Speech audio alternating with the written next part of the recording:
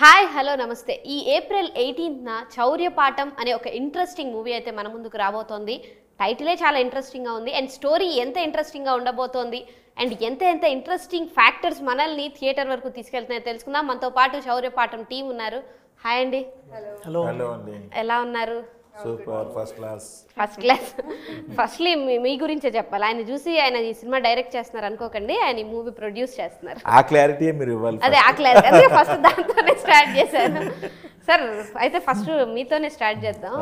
అంటే ఏం నచ్చింది సార్ ఇందులో? ఎందుకు మీరు ప్రొడ్యూస్ చేయాలి అని, ఈ మూవీతోనే ప్రొడ్యూసర్గా స్టార్ట్ చేయాలని అనుకున్నారు? అంటే ఈ మూవీతోనే స్టార్ట్ చేయాలని కాదు, ఒక ప్రొడక్షన్ హౌస్ పెట్టాలని ఎప్పటి నుంచో అనుకున్నాను. బట్ దానికి అంత టైం ఇప్పుడు అలా వచ్చింది. అండ్ మెయిన్ ఇదేంటంటే కార్తీక్ ఘట్టమనేని ఒక చిన్న లైన్ చెప్పి దాని తర్వాత మా నిఖిల్ దాన్ని కొంచెం డెవలప్ చేసి చెప్పడంతో ఇందులో ఒక కొంచెం మేకింగ్ వైజ్ కూడా చిన్న ఇంట్రెస్టింగ్ థింగ్స్ అనిపించి, అరే ఇది చిన్న బడ్జెట్లో అయిపోతుంది, మంచి క్వాలిటీ ఫిల్మ్ వస్తుందన్న నమ్మకంతో. ఎందుకంటే పనిచేసే టెక్నీషియన్స్ అందరూ పెద్దవాళ్ళు, ఆర్టిస్టులు అందరూ కొత్త వాళ్ళు ఉండొచ్చు, కానీ డిఓపి కార్తీక్ ఘట్టమనేని, నాగేంద్ర గారు, ఆర్ట్ డైరెక్టర్ అందరూ పెద్దవాళ్ళే చేశారు. సో కాబట్టి ఒక క్వాలిటీ ఫిల్మ్ మన ప్రొడక్షన్లో ఫస్ట్ టైం వస్తుందన్న నమ్మకంతో ఈ సినిమా చేశాను. హాయ్ రామ్ గారు. హలో అండి. చాలా బాగున్నారు. ఎలా ఉన్నారు అని అడగడం కంటే కూడా చాలా బాగున్నారని చెప్పాలనిపించింది.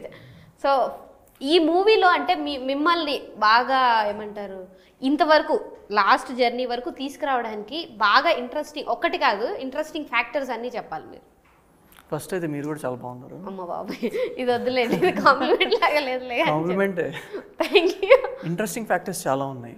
ఈ ఫిలిం నాకు చాలా చాలా పాఠాలు నేర్పించింది. లైక్ యాక్టింగ్, అదే ఇది నా ఫస్ట్ ఫిలిం లాగా అయినా కూడా దీంట్లో షేడ్స్ కానీ క్యారెక్టర్స్ కానీ చాలా డెప్త్ ఉంది. వేదాంతరామ్ అనే క్యారెక్టర్ మీరు ఖచ్చితంగా గుర్తుపెట్టుకుంటారు. అలాంటి స్ట్రాంగ్ క్యారెక్టర్ అనమాట. సో దీంట్లో నాకేంటంటే ఛాలెంజింగ్, ప్రతిరోజు ఛాలెంజింగ్ సెట్స్కి వెళ్ళినప్పుడు. అంటే దీంట్లో ఒక హైస్ట్ లీడర్ లాగా నేను చేశాను. అది కాకుండా నాలో నేనే ఒక పర్సన్, మనలో ఇంకొక పర్సన్ ఉంటారు కదా, మనలో మనమే మాట్లాడుకుంటాం కదా అప్పుడప్పుడు. సో అలాంటి క్యారెక్టర్ కూడా చేశాను, which is the most challenging. మళ్ళీ వీటికి వాడికి డిఫరెన్షియేట్ కూడా, ఒక చిన్న డిఫరెన్స్ అయితే చూపించాలి. సో ఇన్ని షేడ్స్ ఉన్నాయి. So this is definitely my first lesson అనమాట. సో ఈ ఫిలిం నాకు రావడానికి నేను చాలా కష్టపడ్డాను అనమాట. సో ఫస్ట్ నేను త్రినాథ్ గారి దగ్గరికి వెళ్ళి నేను రిక్వెస్ట్ చేసి అన్నప్పుడు, సరే ఉండు, నేను ప్రొడక్షన్ పెడుతున్నానని తెలుసు నాకు. సో అప్పుడు ఒక మంచి ప్రాజెక్ట్ చేద్దాం, వెయిట్ చేయి అంటే నేను ప్రతిరోజు కలవటం, పింక్ చేయటం, ఎప్పుడు మన లాక్డౌన్ అప్పుడే ఆయన ఆఫీస్కి వెళ్ళటం, ఇలా చేస్తే కరెక్ట్గా వన్ ఫైన్ డే నాకు కాల్ చేశారు. కార్తీక్ ఘట్టమనేని ఒక చిన్న లైన్ చెప్పారు, చాలా బాగుంది, బట్ ఆయనకి నచ్చితే, డైరెక్టర్కి నచ్చితేనే నువ్వు చేయాలని. సో ఆ తర్వాత వాళ్ళిద్దరూ నన్ను చాలా, దాన్ని ఏమంటారు, లుక్ టెస్ట్ చేశారు, ఆడిషన్ చేశారు, చాలా చేశారు. ఇప్పుడు అలా కూల్గా ఉన్నాడు కానీ సెట్స్లో చుక్కలు చూపిస్తాడు ఆయన. Though is an young director, but he has very lot of clarity అనమాట. సో ఆడియన్స్ నుంచి, మన ఆర్టిస్ట్ నుంచి ఎంత పెర్ఫార్మెన్స్ మనం రప్పించగలం అనేది is very good at it. అది డైరెక్టర్ గురించి అడిగినప్పుడు చెప్పొచ్చు. బట్ లోపల పాపం ఎంత ఉంటే వచ్చేసి ఆటోమేటిక్గా ఈ ముందే నువ్వు ప్రిపేర్ అయిపోయి వచ్చి చెప్పినట్టు, మళ్ళీ మర్చిపోతే ఎలా అన్నట్టు. ఎగ్జాక్ట్లీ సార్, అది కూడా ఒక టెన్షన్ ఉంది. సో ఫస్ట్ టైం కదా, ఫస్ట్ సార్ గురించి చెప్పేశాను, తర్వాత మనోడు గురించి చెప్పేశాను, అయిపోయింది. ఉంటాడు ఆర్డర్లో చెప్పాలి అని. అందువల్ల మీరు అడిగిన క్వశ్చన్ వదిలేసి ముందు ఆయన ప్రిపేర్ చేయండి అని చెప్పేస్తున్నాడు. అంటే కొన్ని ఇంటర్వ్యూస్ అలవాటు అయిపోతే ఆటోమేటిక్ ఇది చెప్పాలని ఆయన కూడా క్లారిటీ. అవునవును. సో అందుకే ఇక్కడ మీ దగ్గరకు వచ్చే ముందే ఒక 3-4 ఇంటర్వ్యూలు రిహార్సల్ అయ్యి రావాల్సి. ఇంటర్వ్యూలకు కూడా ఏం రిహార్సల్? యాక్చువల్లీ అవును, చూసి ట్రిప్ అయ్యాను సార్ నేను. బాబోయ్, నాకేస్తే లాభం లేదండి. అయ్యో. So thank you. This is what character is very depth, చాలా స్ట్రాంగ్ క్యారెక్టర్, డెప్త్. అంటే బాగా పవర్ఫుల్ యాక్షన్ సీన్స్ ఉంటాయా, లేదంటే ఎలాంటి షేడ్స్ ఉంటాయి మీ క్యారెక్టర్? పవర్ఫుల్ సీన్స్ అయితే ఉంటాయి, బట్ యాక్షన్స్ ఏమి ఉండవు. Boy to next door story. So మీ ఇంటి పక్కన ఒక బాయ్ ఎలా ఉంటాడు, అతనికి ఏమైనా ప్రాబ్లమ్ వస్తే ఎలా రియాక్ట్ అవుతాడు, అలాగే రియాక్ట్ అవుతాం అనమాట. Thrilling film is thrilling, not action. Action కూడా ఉంటుంది కానీ బట్ థ్రిల్లింగ్. అండ్ కొంచెం టెక్నికల్గా చాలా డామినేటెడ్ ఫిల్మ్. ఎందుకంటే కార్తీక్ గురించి ఆల్రెడీ మీకు తెలిసిందే. సో ఆయన ఏంటంటే నేను ఫస్ట్ ఈ టర్నలు ఇవన్నీ అనుకున్నప్పుడు కార్తీక్ ఇవన్నీ పాసిబుల్ అయినా అంటే అవుతాయన్నా అని చెప్పి ఆయన నాగేంద్ర గారు డైరెక్టర్ నేను అందరం కూర్చొని ఆ టర్నల్ డిజైన్స్ ఆర్ట్ వర్క్ ఎలా చేయాలి ఇది ఎలా చేయాలి అని అంటే ఒక ఇంట్రెస్టింగ్ వర్క్ అనిపించింది, వర్కింగ్ స్టైల్ అనిపించింది ఈ సినిమా వర్క్ చేస్తున్నంతసేపు మాకు. Hi Payal, how are you? All good. మీరు? చాలా బాగున్నాను. అండ్ అంటే మీరు రీసెంట్గా కంటిన్యూస్గా ఫిల్మ్స్ చేస్తూనే ఉన్నారు. సో దీంట్లో ఎలా డిఫరెంట్గా ఎలా కనిపిస్తున్నారు? కంటిన్యూస్ ఏం లేదండి, this is my third release అంతే. నేనే లాస్ట్ 2 ఇంటర్వ్యూస్ కూడా మిమ్మల్ని చేస్తున్నాను, అందుకే నేను కంటిన్యూస్గా చేస్తున్నాను అని అడుగుతున్నా. యాక్చువల్లీ నేను ఇది డెబ్యూగా సైన్ చేసిన ప్రాజెక్ట్ అయితే ఇది. అవునా? So this is very very special to me. And ఇది అయిన తర్వాత అది ఫస్ట్ రిలీజ్ అయింది, now it is releasing, but still this is very very special to me. Process కూడా I think I was the last one to get on board. అందరూ everybody were already there, they were already so much involved in it. నేనే last వచ్చింది. But it was an amazing experience and because not just because it's first, it took a while for us to shoot and ee movie set ki vachetappudu నాకు తెలుగు కూడా రాదు. ఇప్పుడు నేను ఆ 2 movies కి dub చేశాను, దీనికి కూడా నేనే డబ్ చేశాను. సో ఇట్స్ దేనికి తను ఓన్ వాయిస్ డబ్బింగ్. ఓకే, లేదు చాలా కాన్ఫిడెంట్ గా మాట్లాడుతున్నారు తెలుగు. చాలా బాగా చెప్పింది, అందులో కూడా డబ్బింగ్ లో కూడా చాలా బాగా చెప్పింది, నేను ఆల్రెడీ చూశాను.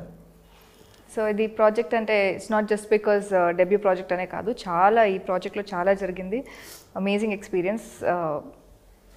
మూవీ అంటే యాక్టింగ్ పరంగా కాకుండా ఇంకా చాలా like he set overall in life also we learn a lot through this project.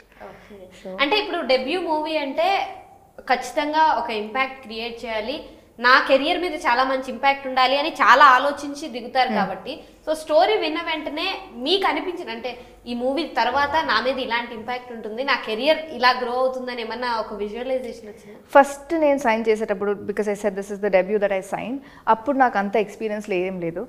నాకు ఎలా అనిపించింది, whatever with basic knowledge I have, script బాగుంది, టీమ్ బాగుంది.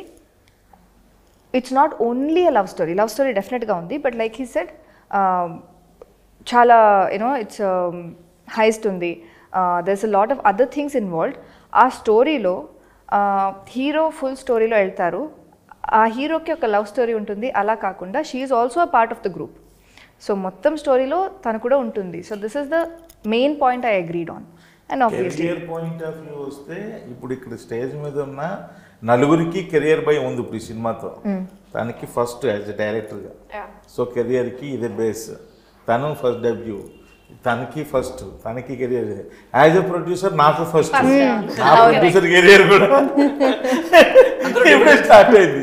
అంత ఫ్రెషర్స్. ఇప్పుడు నేను డైరెక్టర్గా పక్కన పెడితే ప్రొడ్యూసర్గా ఫస్ట్ టైం ఇది చేశాను.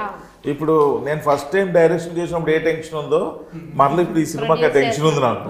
ఇదేమవుతుంది అని ఈగర్లీ వెయిటింగ్ ఫర్ రిజల్ట్ అనమాట. కొంచెం 10th క్లాస్ ఎగ్జామ్ రాసి ఆ రిజల్ట్ పలానా డేట్ వస్తుందంటే అమ్మ ఆ డేట్ కోసం భయపడితే ఎలాగైతే వెయిట్ చేస్తున్నామో ఇప్పుడు నా సిచ్యువేషన్ యాజ్ ఎ ప్రొడ్యూసర్ అలాగే ఉంది. సార్ ఎందుకంటే ఫ్రెష్ ఫేసెస్తోనే వెళ్ళాలని ఏమన్నా అంటే ముందర స్టోరీ విన్న తర్వాత ఏమన్నా అనుకున్నారా, లేకపోతే సిచ్యువేషన్స్ అలా వచ్చేసాయా?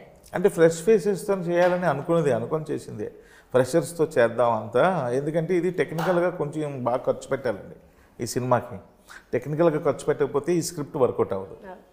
It's not like dialogue based లేకపోతే ఇంకో బేస్డ్ అలాంటి స్క్రిప్ట్ కాదు ఇది. ఇది ఈ థ్రిల్లింగ్ స్క్రిప్ట్ కాబట్టి దీన్ని టెక్నికల్గా టర్నల్ అని ఇవన్నీ టోటలీ సినిమాకి 14 సెట్స్ వేసాం. 14 సెట్స్. సో మనం మనీ ఎక్కువ ఈ సెట్స్కి టెక్నికల్గా ఎక్కువ ఖర్చు పెట్టాలి. అట్ ద సేమ్ టైం మంచి ఆర్టిస్టులు కూడా కావాలి. సో లక్కీగా ఏంటంటే దీనిలో ఉన్న క్యారెక్టర్స్ తగ్గట్టుగానే ఆర్టిస్టులు అందరినీ సెలెక్ట్ చేశాడు నిఖిల్. మీకు ఈ సినిమాలో క్యారెక్టర్లు కూడా ఆర్టిస్టులు అందరూ కూడా ఆ క్యారెక్టర్లో ఎగ్జాక్ట్లీ అలా ఫిక్స్ అయి ఉంటారు. అంత బాగా సెలెక్ట్ చేశాడు. అట్ ద సేమ్ టైం వాళ్ళ యొక్క రూపాలు కూడా అంటే వాళ్ళ మేకప్ కానీ హెయిర్ స్టైల్స్ కానీ వాళ్ళ డ్రెస్సింగ్ కానీ అన్ని యాజ్ ఇట్ ఈజ్ క్యారెక్టరే కనిపిస్తుంటుంది. ఆ కేర్ ఎక్కువ తీసుకున్నాడు నిఖిల్. హాయ్ నిఖిల్ గారు.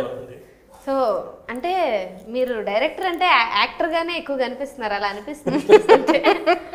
అంటే జనరల్గా డైరెక్టర్స్ అంటే కొంచెం పెద్ద ఏజ్ ఉండి ఇలా ఎక్స్పెక్ట్ చేస్తారు కదా. సో మీరు యు లుక్ గుడ్ అని. మీకు తెలుగు లేదా? ఇప్పుడు ఆయనకి ఏ అర్థం కాదు. ఇప్పుడు అదే డైరెక్ట్ మాట్లాడాలా లేకపోతే ఆయన ఏజ్ గురించి మాట్లాడాలా అర్థం కాదు. కాదు ఆవిడ అంటే మీరు చెప్పింది కాంప్లిమెంట్ అని మేకింగ్ షూర్ యు అండర్స్టాండ్. ఇచ్చానని మీకు అర్థం అవ్వలేదు. ఎలా తీసుకోవాలి అర్థం you can brush a bit. ఏమన్నా కొంచెం నర్వస్నెస్ అది ఉందండి? లేదు నర్వస్నెస్ కాదు, కాంప్లిమెంట్ ఎలా తీసుకోవాలి అర్థం కాదు. అంటే సినిమా రిలీజ్ వస్తుంది కదా, అలా ఏమన్నా కొంచెం టెన్షన్ ఫీల్ అవుతుంది? యాక్టర్స్ కి ఎప్పుడు కాంప్లిమెంట్ ఇస్తూ ఉంటారు కదా, డైరెక్టర్ కి కాంప్లిమెంట్ ఇచ్చారు లుక్స్ గురించి, he doesn't know how to నిజంగానే నాకు కాంప్లిమెంట్ ఇచ్చారా అనే ఒక డౌట్ లో ఉంటుంది. కానీ దీనిలో ఎక్కువ కాంప్లిమెంట్లు ఎక్కువైపోతుంటాయి. స్టార్టింగ్ ఏం చేశాడు, ఇప్పుడు డైరెక్టర్ వరకు వచ్చింది. ఇంటర్వ్యూ ఫుల్ ఫిల్డ్ విత్ అంటే అలా కాంప్లిమెంట్ ఇచ్చామనుకోండి కొంచెం కంఫర్టబుల్ గా మాట్లాడతారు, లేకపోతే కంఫర్ట్ లెవెల్.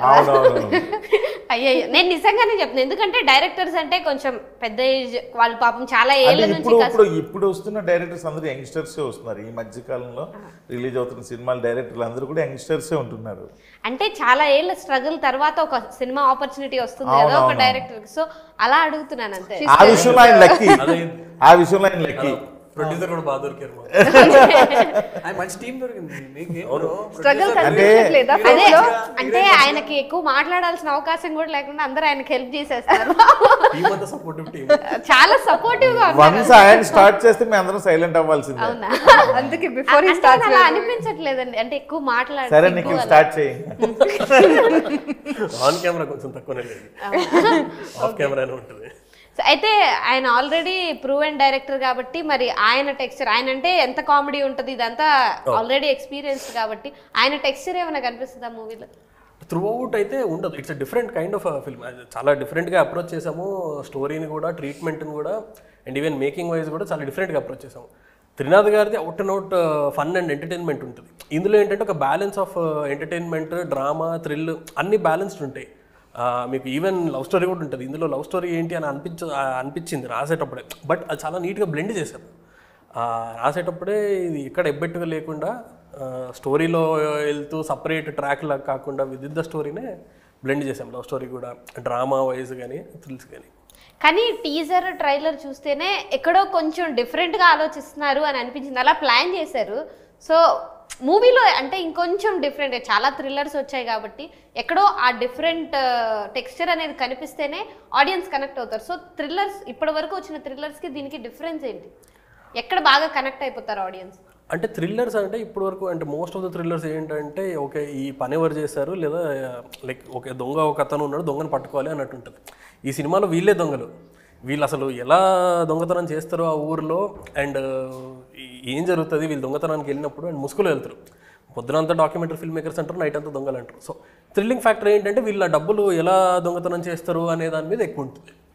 సో ఆ డిఫరెన్స్ మీకు హైస్ట్ మీద ఉంటుంది ఎక్కువ ఆ థ్రిల్లర్. అయితే దొంగ ఇలాంటి రాయాలంటే ఎక్కడో మనలో కూడా ఒక దొంగ ఉండాలి కదా, అలాంటిది ఆయన ఒకటే దొంగ. లేదు లేదు చెప్పండి, పర్లేదు అనిపిస్తుంది చెప్పండి. దొంగతనం లేదు, ఇంట్రెస్టింగ్ అనిపించింది. ఎలా అప్రోచ్ చేస్తారో ఒకవేళ ఇలా ఉంటే, చాలా అన్ని రకాల సినిమాలు చూసి పెరుగుతూ ఉంటాం కదా. సో మూవీలో తను కూడా డైరెక్టరే, అసిస్టెంట్ డైరెక్టర్ అవ్వాలని అనుకుంటాడు. డైరెక్టర్, నేను ఈ సినిమాకి ప్రొడ్యూసర్ కానీ బట్ డైరెక్టర్, బట్ ఇన్ మూవీలో ఈయన డైరెక్టర్. ఇదంతా డైరెక్షన్ చుట్టూ. కరెక్ట్. ఆఫ్ స్క్రీన్ తిను డైరెక్టర్. ఈ రోజు వస్తా ఆ రోజు రాని చెప్తుంది కదా. సో తన direct scheduling is for executive producer, director కదా. అండ్ మీరు అంటే ఆయన ఆల్రెడీ బాగా టార్చర్ పెట్టారని చెప్పారు కదా, మీకు కూడా అలాంటి కంప్లైంట్స్ ఏమైనా ఉన్నాయా? టార్చర్ అని కాదు, బట్ ఇంత స్వీట్గా కనిపిస్తారు కదా అంత లేదు అని, ఇంకా డిఫికల్ట్గా ఉంటుంది. వర్క్ ఏం చేయాలి అది చేయాలి, so output has to be good. దాంట్లో ఏం కాంప్రమైజ్ లేదు. ఇలా క్యూట్గా కనిపించిన అంతా సెట్లో ఉండదు, అక్కడ నిజంగా వర్క్ చేయాలంటే చేయాలి, అలా ఉంటుంది అని. Yeah yeah yeah from the artist very well. అయ్యో నేను సీరియస్గా ఏమో మీరు చాలా జోవిల్గా ఉన్నారు, నార్మల్ చెప్తున్నా. ఓకే, అంటే ఆయన ఏమన్నా తర్వాత ఏమన్నా అంటారేమో అన్న భయంతో మీరు అయిపోయింది కదా, వేకప్ సెట్ టైప్. అండ్ అంటే ఇప్పుడు ఒక సీన్ బాగా చేశారు అన్నప్పుడు డైరెక్టర్ ఒక కాంప్లిమెంట్ ఇస్తే ఆ కాన్ఫిడెన్స్ ఇంకా బూస్ట్ అవుతుంది. సో అలా ఏదైనా సీన్ బాగా చేశాను అన్నప్పుడు ఆయన ఏమైనా కాంప్లిమెంట్ ఇస్తారా లేదా ఏ రియాక్షన్? ఆయన ఏమి ఇప్పుడు అది ప్రాబ్లం యాక్చువల్గా నా కాంప్లిమెంట్స్ తనకంటే తినాదన్న దగ్గర నుంచి ఎక్కువ వచ్చాయి. తను ఏంటంటే ఓకే నెక్స్ట్ షాట్ అని వెళ్ళిపోతారు అనమాట. సో నెక్స్ట్ వెళ్ళిపోతారు. అసలు నేను ఇప్పుడు మీరు అడిగేదాకా నేను అడగల. సినిమా మొత్తంలో మీకు నచ్చిన షాట్ ఏంటంటే చాలా కాన్షియస్గా ఓకే వీళ్ళు బాగా చేశారని చెప్దాం ఒకసారి, అంటే టైర్డ్ అయిపోయారంతా బాగా చేశారని చెప్దాం. నేను యూజువల్గా నెక్స్ట్ వెళ్ళిపోతుంటా. ఆయన ఇవ్వడు, అందరూ నాకు ఇవ్వాలని ఎక్స్పెక్ట్ చేస్తాడు. సో అది నేర్చుకుంటున్నాం మెల్లగా. అంటే కానీ ఈ పాయింట్ కరెక్టే కదా, వాళ్ళు అంటే ఒక సీన్ చేసినప్పుడు బాగుంది అంటే ఇంకా డబుల్ ఎనర్జీతో చేస్తారు కదా. అది ఉంటుంది. లేదు అండర్స్టాండింగ్ అంటే ఇప్పుడు if you goes to the next shot we know this shot was okay and it was good, అలా అండర్స్టాండింగ్ చేసుకోవాలి మనం అంతే. బట్ అది కాంప్లిమెంట్స్ ఇస్తాను, నేర్చుకుంటాను నేను కూడా ఇవ్వాలని. అది మనకి ఎప్పుడు పే ఆఫ్ అవుతుందంటే మనం చూసుకుంటాం కదా ఎడిట్లో, స్క్రీన్ ఎడిట్లో, అప్పుడు బాగా చేశాను కదా. సో ఆబ్వియస్లీ అది ఆయన ఓకే చేసిన షాటే. సో దట్స్ హౌ ఇండైరెక్ట్ గా మనమే తీసుకోవాలి కాంప్లిమెంట్స్. అడ్జస్ట్ అయిపోయారు. బట్ చౌరీపాటలో ఏంటంటే ఈ యాక్టర్లు అందరూ కొత్త వాళ్ళు అయినా సరే ఎక్కడ కూడా అన్మెచ్యూర్డ్గా ఉండదు, చాలా మెచ్యూర్డ్గా యాక్ట్ చేశారు ఎవరి క్యారెక్టర్స్ వాళ్ళు. ఫిల్మ్ కూడా చాలా డిగ్నిఫైడ్గా ఉంటుంది, చాలా స్టాండర్డ్స్లో ఉంటుంది. ఫిల్మ్ చూసిన ఎవరైనా సరే ఫిల్మ్ చాలా బాగా చేశారు అనే అంటారు, డెఫినెట్గా బాగుంటుంది. ఆఫ్కోర్స్ నాకు కూడా మంచి పేరు వస్తుంది, ప్రొడక్షన్ వాల్యూస్ బాగున్నాయని. సార్ ఫస్ట్ ఫిల్మ్ ఏదైతే చేస్తారో చౌరీపాటం, సార్కి మా అందరికీ కూడా డిఫరెంట్ మంచి నేమ్ వస్తుంది. అవును మర్చిపోయాను అసలు, చౌర్యపాఠం అంటే ఏంటంటే అసలు అడగలేదేంటే అది నేను ఫస్టే అడుగుతాను. ఇది యాక్చువల్ సిలబస్ లో ఇది ఫస్ట్ క్వశ్చన్. నాకేం అర్థమైందో చెప్తే కష్టం లేదు కానీ మీరు చెప్పండి అసలు. లేదు మీరు చెప్పండి ఫస్ట్, దాన్ని బట్టి ఆయన క్రాక్ చేస్తారు. ఫ్రీ టికెట్ ఇస్తారు కరెక్ట్ గా చెప్తే మీనింగ్. చోర్ అంటే దొంగ కదా, సో దొంగతనాలు ఎలా చేయాలని ఏమన్నా స్కూల్ లాంటిదేమో అని నాకు అనిపించింది. చౌర్యము అంటే దొంగతనము, చౌర్యము అంటే సంస్కృతంలో దొంగతనము, పాఠం అంటే లెసన్స్. సో ఈ మూవీలో ఏంటంటే వీళ్ళు ఇలాంటి దొంగతనాలు చేయబోతున్నారు అనే సెన్స్ లో పెట్టాము. అది దొంగతనం కాదు కానీ చౌర్యం అంటే దొంగతనం, పాఠం అంటే లెసన్. వీళ్ళు చౌర్యం చేసే ప్రాసెస్లో ఎలాంటి లెసన్ నేర్చుకున్నారు అన్నదే కదా. అది మీరు ఇప్పుడే అయితే నేను కొంచెం దగ్గరగానే ఉన్నాను కానీ వేరేలా అర్థం చేసుకున్నాను. అందుకే మా డైరెక్టర్ చూసారా ఆ ఫాంట్స్ లో 2 కలర్స్ పెట్టాడు ప్రతి దగ్గర, రెడ్ బ్లాక్, అక్కడ ఎల్లో వైట్, అలా the shades of the life. కానీ టైటిల్ విషయంలోనే ఇంత డీప్ గా ఎలా ఆలోచించారా? అమ్మో ఆయన చాలా అండి, వెరీ డీప్. టైటిల్ 1 year చాలా టైటిల్ కు 1 year పట్టింది బాబాయ్. ఇంకా ఫస్ట్ టైం టైటిల్ చెప్పగానే నేను ఒక్కసారి ఇలా చిన్న జర్కీగా ఫీల్ అయ్యా, ఏంటి మళ్ళీ చెప్పు అన్నా చౌదరి పాట. ఆయన 1 year నుంచి టైటిల్ ఎన్నికలు అంటే ఏం చెప్పట్లేదు అసలు. సినిమా షూట్ స్టార్ట్ అయిన తర్వాత టైటిల్ వచ్చింది అంటే ఉండే ఆప్షన్స్ కొన్ని కానీ బట్ ఏది ఫిక్స్డ్ అనిపించలేదు, ఇది పర్ఫెక్ట్ అనిపించింది. ఎండ్ లోనే ఇప్పుడు అందరు కాంటాక్ట్స్ నాకు తెలుగు ప్రాజెక్ట్ 1 అనే సేవ్డ్ గా ఉంది. I didn't know the title when I came in also. It was in the end. Title తెలియకుండా సినిమా కంప్లీట్ అయిపోయింది ఆల్మోస్ట్. ఐస్టల్ అనుకుని చేసుకున్నాం. ఓకే చౌర్యపాఠం లాస్ట్ కి యాడ్ అయింది, but it's a good title. Yeah good title. అంటే కొంచెం ఈ టైటిల్ లోనే ఇంత కొత్తదనం ఉందంటే సినిమాలో ఇంకా కొత్తదనం ఉంది అనుకొని వస్తారు ఆడియన్స్. అదైతే ఉంది. సినిమా అయితే కొత్తగా ఉంటుందండి. మన తెలుగు సినిమాకి ఒక కొత్త ఎక్స్పీరియన్స్ ఉంటుంది చౌర్యపాఠం. ఇలాంటి వేరే లాంగ్వేజ్లో తీయలేదంటే తీశారు, మన లాంగ్వేజ్లో కూడా చాలా తీశారు. బట్ ఈ recent times this is new. And అంటే టైటిల్ విషయంలోనే సాంస్క్రిట్ వరకు వెళ్ళారంటే ఎక్కడో మీకు స్టోరీ రాసేటప్పుడు వెనక బ్యాక్గ్రౌండ్ లో చాలా అంటే డీప్ గా స్టోరీస్ ఎక్కడో వాళ్ళు తెలుగు టీచర్ ఉన్నారా? టీచర్ అంటే దీని గురించి చాలా డీప్ గా రీసెర్చ్ చేస్తుంటారు. సో ఎక్కడి నుంచి వచ్చింది అసలు ఈ పాయింట్, ఎక్కడి నుంచి వచ్చింది? ఇది కార్తిక్ ఘట్టమనేని గారు పాయింట్ చెప్పారు ఒకసారి, ఆయనదే ఆ పాయింట్. స్టోరీ కార్తిక్ గారిదే. ఇది యాక్చువల్లీ ఏంటంటే మనకి ఇండియాలో జరిగింది ఇలా టన్నెల్ తవ్వుకుంటూ బ్యాంకు దొంగతనాలు చేయడాలు ఇవన్నీ జరిగినాయి.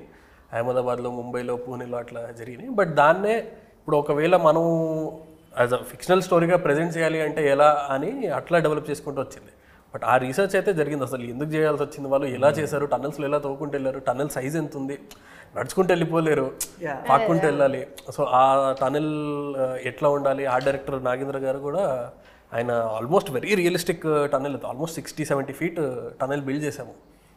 అయితే కొత్త కొత్త ఇన్స్ట్రుమెంట్స్ అవి కూడా వాడినట్టున్నారు, ఆయుధాలు అవి కొత్త కొత్త వాడినట్టున్నారు. టర్నల్ బేస్డ్ అండి. టర్నల్ తవ్వాలంటే ఎలాంటి ఇన్స్ట్రుమెంట్స్, ఇలాంటి అన్ని టర్నల్ బేస్డే. దీనికన్నా ఇంపార్టెంట్ ఏంటంటే ఆర్మీ ట్రైనింగ్లో ఈ మోకాళ్ళతో వాటితో ఈ టర్నల్లో కూడా ఇంతే ఉంటుందండి. ఈ టర్నల్ అందులో నుంచి యాక్ట్ చేయాలి మొత్తం. ఈ ప్రాక్కుంటూ పాపం వీళ్ళకి చాలా దెబ్బలు తగిలిసినాయి ఇవన్నీ. ఉంది కదా టనల్. సో ఓకే, చాలా రోజులు ట్రైనింగ్ అదే అయ్యారు. ఈ ప్రాకడం ఇదంతా ట్రైనింగ్ అయ్యారు. అయితే దొంగతనం చేయడం ఎంత కష్టమో సినిమాలో చూపించారు. రిలీజ్ చేయాలి. దొంగలు పడ్డ దొంగతనం చేయడం కష్టమే కదా. That's also one of the talents. అయితే ఈ సినిమా చూసాక దొంగల మీద ఎక్కడో కొంచెం జాలి అనిపిస్తుంది. ఏమనిపించదు, దొంగతనం చేయకూడదు అనిపిస్తుంది. లెసన్ అదే కదా, పాట కరెక్ట్ కరెక్ట్. అండ్ సార్, అంటే వీళ్ళిద్దరు యాక్ట్ చేస్తున్నారు, వీళ్ళిద్దరిని సెలెక్ట్ చేసాం అన్న తర్వాత వాళ్ళని ఫస్ట్ డే చూసినప్పుడు, సెట్స్లో చూసినప్పుడు కానీ మీకు ఏమనిపించింది? నాకు ఫస్ట్ డే నేను కొంచెం అంటే అంతా కొత్త వాళ్ళు, డైరెక్టర్ కొత్త, కార్తీక్ ఉన్నాడు, తను హ్యాండిల్ చేస్తాడన్న కాన్ఫిడెన్స్ ఉంది. వీళ్ళు ఎలా చేస్తారో ఏంటో, మనం ఆల్రెడీ ఫస్ట్ రోజే పెద్ద సెట్ వేసేసాం. ఈ ఇంద్రనాయన చిన్న టెన్షన్తో నేను సెట్కి వెళ్ళా. అప్పటికే వీళ్ళు షూటింగ్ అవుతూ ఉంది. సెట్కి వెళ్ళిన తర్వాత నేను నిఖిల్ని ఫస్ట్ కార్తీక్ దగ్గరికి వెళ్ళా. కార్తీక్ ఏంటి పరిస్థితి అంటే, పర్లేదన్నా ఇంకో ఈరోజు ఫస్ట్ డే కదా, 2-3 డేస్లో సెట్ అయిపోద్ది అంతా. ఓకే అని చెప్పి నిఖిల్ దగ్గరికి వెళ్ళా. నిఖిల్ పక్కన కూర్చొని తను ఎలా డైరెక్షన్ చేస్తున్నాడో చూసా ఒక షాట్. కాన్ఫిడెంట్గా చేస్తున్నాడు. ఓకే, నెక్స్ట్ మావాడు. నాకు పెద్ద భయం తనే, ఈ ఎలా చేస్తాడో ఏంటో ఫస్ట్ అని చెప్పి నాకు కొంచెం భయం వేసింది.